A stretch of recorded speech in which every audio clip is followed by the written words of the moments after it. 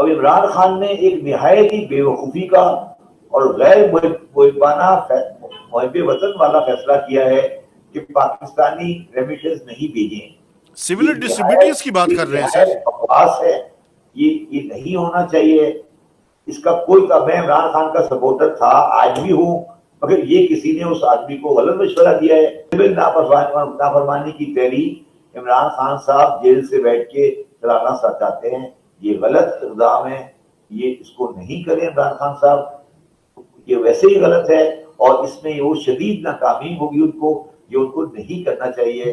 اور یہ بلا وجہ کی, بلکہ یہ انہوں نے ایک رستہ دے دیا گورنمنٹ کو کہ کل کو جب شارٹ فال آئے گا نا, وہ کہیں گے سر آپ انہوں نے کرایا.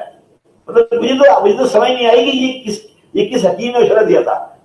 مطلب یہ جو بےوقوفی والی بات کی ہے نا, یہ اس طرح کی باتیں جو سکھاتا ہے نا ان کو, یہ کون ہے جن طرح کی باتیں سکھاتا ہے ان کو, مجھے بتائیے. تو مشرف بھی تو نہیں ملنے گئی ان کو, مجھے تو نہیں سمجھ آئی تھی یہ ہے کہاں سے. میں تو آج اخبار میں پڑھ کے حیران رہ گیا کہ سول نافرمانی کریں, فارنر باہر سے پیسے نہیں بھیجیں, یہی کہہ رہے ہیں نا.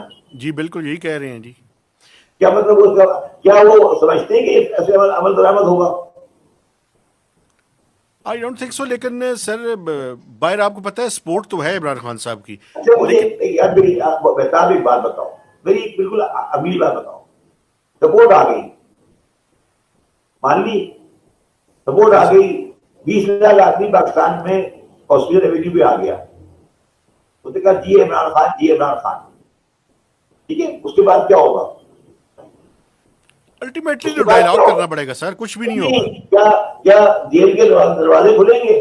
نہیں. پھر کیا ہوگا؟ الٹیمیٹلی تو سر بات یہ ہے کہ ڈائیلاگ کرنا پڑے گا.